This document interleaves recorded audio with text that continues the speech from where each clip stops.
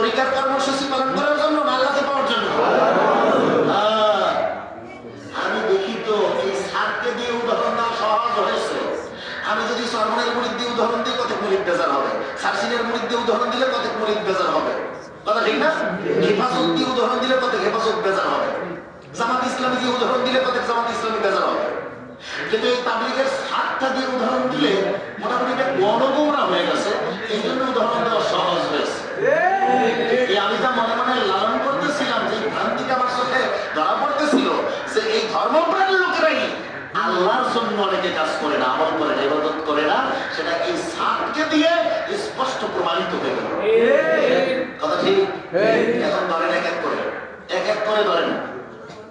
দূর থেকে যারা আলোচনা শুনছেন, মা ও বোনেরা এবং বাবাজিরা, ভাইয়েরা যারা বাড়িতে আছেন, মাইকের আওয়াজ যাচ্ছে, আপনাদের এই কাছের মসজিদ, এটা কি মসজিদ? খানবাড়ি।